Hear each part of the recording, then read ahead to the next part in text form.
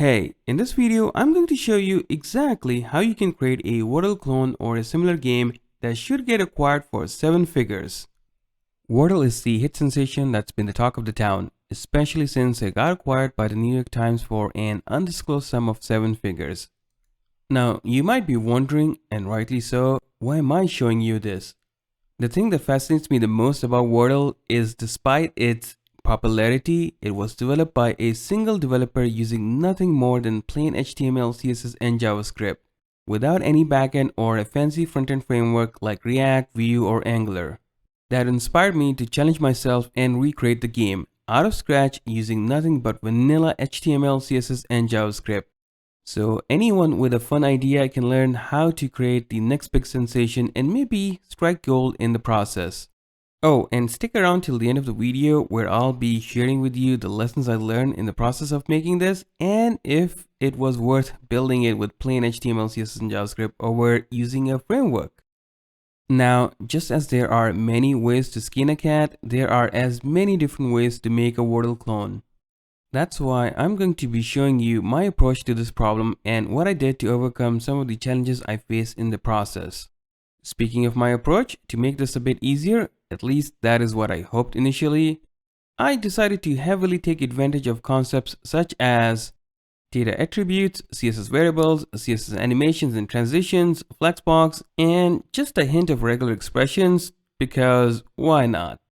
If you're not already familiar with any of them, then don't worry, I'll explain enough for you to understand their role where needed. Though, before we start coding, we need to break down the original game and define a set of feature requirements for us to implement. Now, Wordle is a deceptively simple game where you get 6 attempts to guess a 5-letter word once every day. And I guess there are people who like that sort of stuff, though don't ask me why. Instead, let's jump into our user stories. As a user, I expect that the game will start automatically so that I can start playing immediately. I can guess a 5-letter word without any initial hints so that I feel smarter. I can only provide letters between A and Z so that I don't have to worry about typos. I can make up to 6 guesses so that I can win the game with the right guess. Letters should be highlighted green after each attempt so that I know which letters are in the right location. Letters should be highlighted yellow after each attempt so that I know which letters are in the wrong location. Letters should be grayed out after each attempt so that I know which letters are not present at all. I can use my device keyboard so that I can type my guess. I can use a on-screen keyboard so that I can also type my guess. The on-screen keyboard should reflect the Gameboard so that it can make it easier for me to guess the word. I can't provide a incomplete word so that I know what I'm doing wrong. I can't provide a invalid word so that I know what I'm doing wrong. These user stories are all we need to implement our Wordle clone. But enough talk, let's code. Or I should say, let's create the 3 files we need for our project first. We won't be using the HTML file a lot in this project, so let's get it out of the way by setting up our document and linking our CSS file in the head.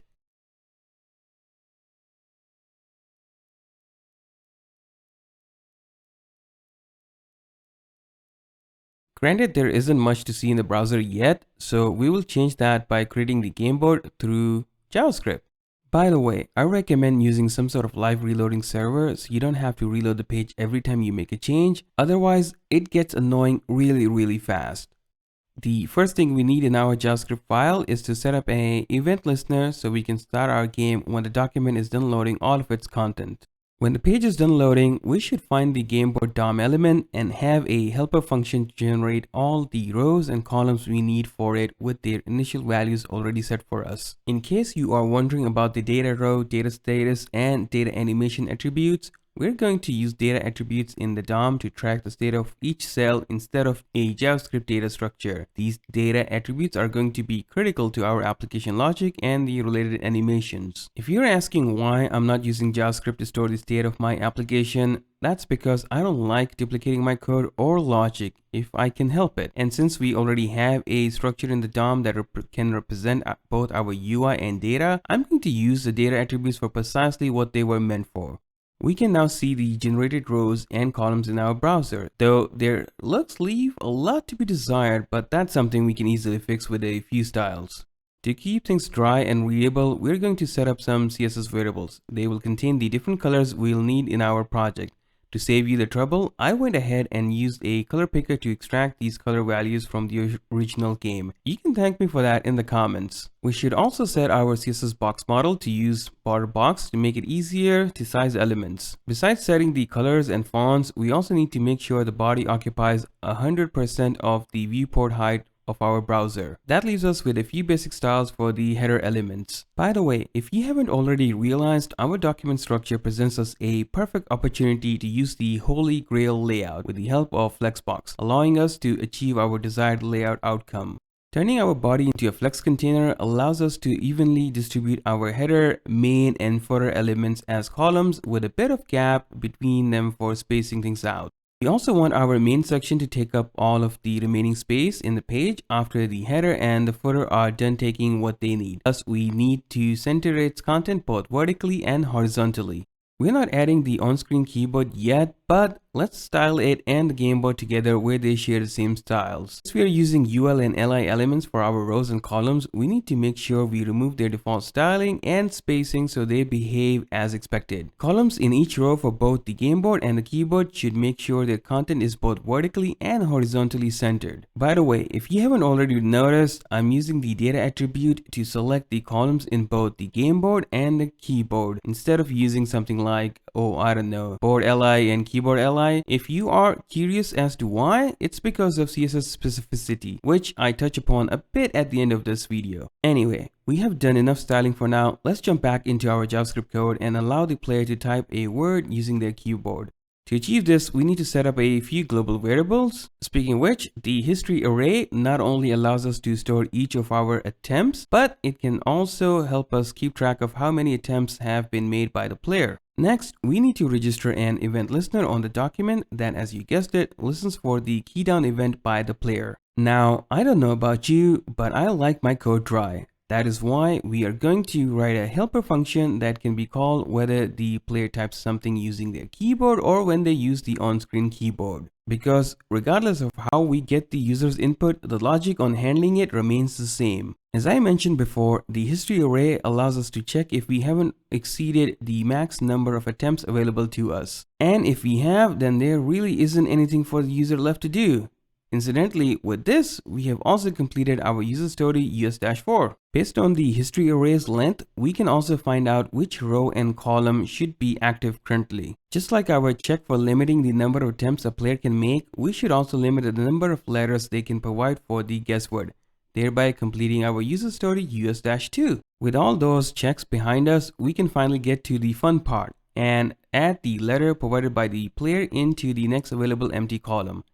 But if we review the user story us-3, the player is only allowed to provide letters between the capital A and Z. Using a bit of regular expression magic, we can make sure of that. Before we can test this code, we should go back to our generateBoard function for a moment and remove this line, so we know the game is ready to accept what we type. And with that, we should now be able to type a 5-letter word into the first row, where each letter is between the capital A and Z.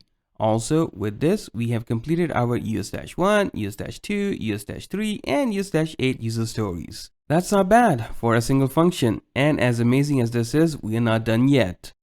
Wouldn't it be nice if the user could remove a letter they typed by mistake, right? Let's start implementing this feature by creating another global variable to help keep our code dry. Removing the last typed letter by the user is pretty straightforward, except for making sure we are operating on the correct column, which is something we can take care of with a few conditional statements. Sweet, now we can both add and remove letters. Though moving on, let's add another global variable at the top of our JavaScript file. And next, let's consider what should happen when the player hits the enter key on their keyboard. We will need to first check if they have provided all of the 5 letters for the guess word. If they haven't, then we need to alert the player by showing a message on the screen. Although we are calling the show message function above, we haven't really implemented it yet.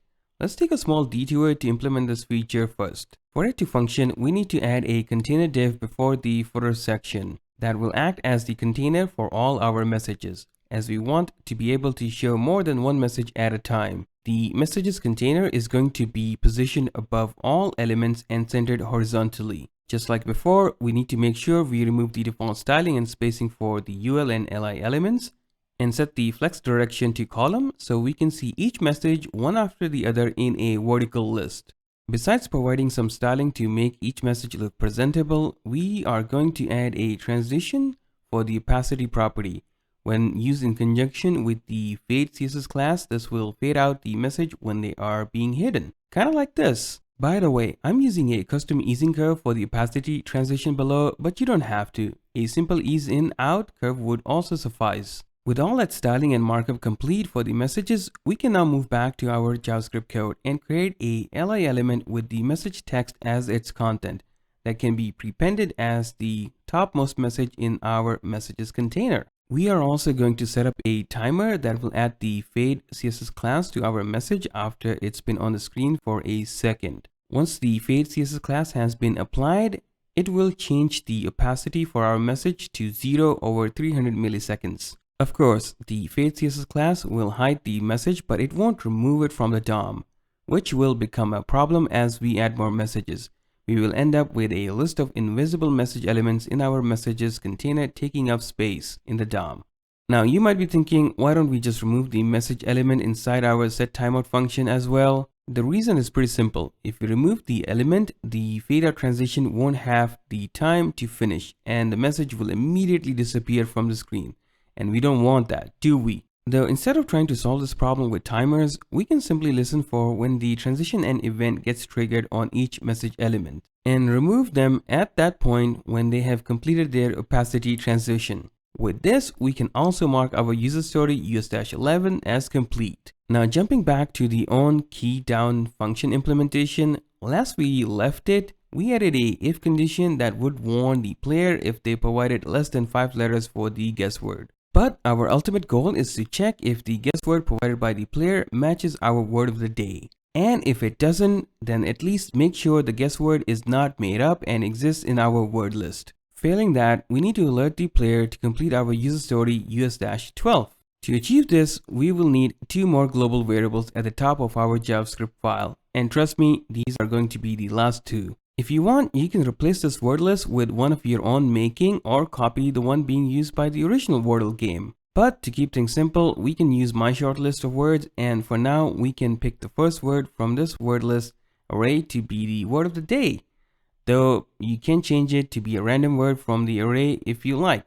Okay, we're almost done with the onKeyDown function. Let's check to see if the provided guess word exists in our word list. If it doesn't, we will alert the player so they can come to their senses. But if the guess word does exist in our list of words, we won't be doing anything for the moment. We will be coming back to it later, because the logic surrounding this is going to be the most complicated part of our application. And we are most definitely not running away with our tails tucked between our legs. No sir. Instead, let's turn our attention to the user story us-9 and think about how we can implement our on-screen keyboard without having to write a lot of new code or duplicating existing code. Because why write new code full of bugs when you can add new bugs to existing code? Am I right? Why don't you take a moment to think this through and leave your idea in the comments to compare. Go on. I'm not going anywhere. I'm a recording. I can wait. And while you're at it, don't forget to leave a like and subscribe for more of this. The reason I asked you to think about it is because we were laying the groundwork to make this easier for us from the beginning. If you think about it, we can use the generateBoard function to generate both the Gameboard and the keyboard. To make this happen, let's set up a call in the init function to generate a board based on a fixed set of keys and add a event listener for when these keys are clicked by a player. We are now sending 2 additional arguments to our generateBoard function. So let's expand the number of parameters accepted by the function to include keys and keyboard. This subtle change prevents our existing code from breaking and allows us to add any unique code changes behind the keyboard flag. So let's put this into action by jumping into the generateBoard's inner for loop responsible for creating the columns for each row. And instead of leaving the column text content blank, we can now assign a key to each column. Though, if you count the number of characters for each keyboard keys array element, you will find they all have different number of characters. If we don't do anything about this, our on-screen keyboard will end up with a lot of empty keys, and we definitely don't want that, do we? Luckily for us, if we are building a keyboard and our key has no content, all we have to do is keep adding that column element into the current row by simply moving on to the next inner loop iteration. If we check our on-screen keyboard, besides it not exactly looking like a keyboard due to missing styles, it's also missing the enter and backspace keys, which we need to add next. For this, we can jump out of the outer loop and add the enter and backspace keys to the last row of the keyboard. Each key is going to be placed at the opposite side of the row. Nice! We now have a fully generated keyboard that's all set to go, right? Not so fast! There is an error message in the browser console complaining about the on keyboard button click not being defined. Let's fix this by adding the on keyboard button click function and having it call our on key down helper function with the letter of the key clicked by the player. At last, the on-screen keyboard is fully functional. The only thing left to do now is to make it look pretty by adding some distinct styles. Now I'm using an image to represent the backspace key to make it look nicer, but you don't have to. It's a purely aesthetic choice. The only other item worthy of mention here would be us using the CSS attribute selectors to select the enter and backspace elements based on their data attribute value. If you haven't used CSS attribute selectors before, they can be a lot of fun and they allow you to style your application with a lot more flexibility. In fact, we're going to be using them again in the next section to style our letters with the appropriate background color after each attempt by the player. With another user story knocked out, in this case US-9, we can now finally turn our attention over to the most complicated part of our application. What can I say? I wanted to save the best for last. Let's return to the on key down function and call the check guess function from there with the current guess word and the word of the day as its two arguments. To put simply, the check guess function has four phases. It starts with some setup by splitting the guess word and the word of the day into arrays comprising their individual letters. During phase 1, we're going to set the stage by assuming every letter in the provided guess word by the player does not exist in our word of the day. Since every letter is guilty until proven innocent, in phase 2, we need to check both letters in the same location from each array to see if they match to prove their innocence. In case we can't prove their innocence, we kick them down to the next phase. Oddly, kind of like the justice system. Though let's be honest, if we reached phase 3, the letters were not innocent under the eye of our algorithm. But before we give up on the remaining letters, let's check to see if any of the remaining guess letters exist in the remaining word of the day letters. If they do, we can let the player know they were close but no cigar. Try again with a different combination of your letters. Last but not least, it will be nice if we can let the player know which of the letters provided by them were meaningless, because it will help improve the game UX by making it easier for them to guess on the next attempt. The only thing left to do now is to push the guess word into the history array. This will allow us to track how many attempts the player has made. We should also clear the current word while we are at it so the game can start accepting a new word for the next attempt. Awesome, we're done now, right? Right? Not so fast. If we attempt a guess, the Gameboard and the keyboard cells don't change their background color. That's because we haven't added the relevant CSS styles yet, though there is not much to add there. By targeting the value for the data status attribute, which we have already been setting in our JavaScript code, we can assign a different background color for each status on both the Gameboard and the keyboard. Since both boards share the same data attribute, we can get two birds for the price of one. We can also use the data attribute along with the CSS keyframes to help us animate different effects for our letters. Namely, first, a letter will pop in when typed by the player. Second, shake the current row if the word is not in our word list. And third, flip each letter to reveal their status. That leaves us with our last line of JavaScript code, which will reset our animated elements back to their idle state when they finish their animation, so they can be animated again. I don't know about you, but I love how the animation system takes advantage of the existing data attributes and the DOM events around animation to plug into our UI. And this wraps up all of our user stories. Now, as for the lessons I learned in the process of making this, everything looks easier, but it always ends up taking much longer in reality. When I started making this game, I thought it would only take a couple of hours, but by the end, I had spent a couple of days on it. Why? Because Wordle may seem deceptively simple, but it's full of small details that you only realize when you start building it. Though if there was one thing I would do differently next time, it would be drawing out the winning logic beforehand on a piece of paper rather than writing some code and throwing it out and writing some more code and throwing it out because they couldn't cover all the possible edge cases. And I like covering my edge cases as much as possible. It took a third attempt for me to figure out all of the edge cases I was testing once I had drawn out the logic on a piece of paper to figure out how things should work.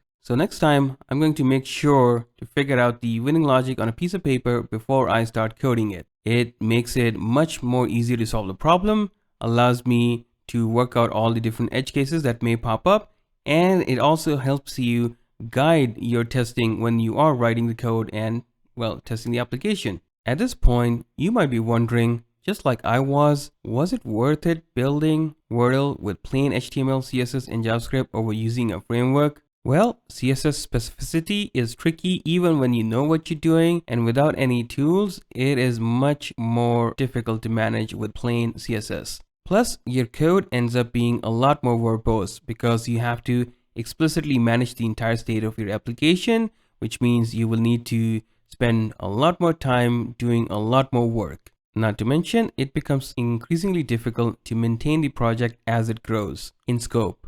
On the other hand, you don't have to learn a new and fancy framework before you can build your ideas. Anybody can jump in and help with the code without having to learn a framework first. Also, you end up with small file sizes without having to mess around with the build system. But most importantly, the feeling of accomplishment you get when you build something out of scratch, there is no substitute for that. Though, which approach is better? Is it plain HTML, CSS, and JavaScript? Or using a front-end framework? Though, why don't you help me decide this? Leave your thoughts in the comments below. And let's see what each camp has to say about themselves. Also, let me know if you want me to cover something from this video in more depth or just in general. And if you enjoyed this video, please make sure to leave a like and subscribe. But most importantly, leave a comment with a link to your attempt at making a Wordle clone. Oh, you're still here. Well, go check out this other video of mine. You might actually like it.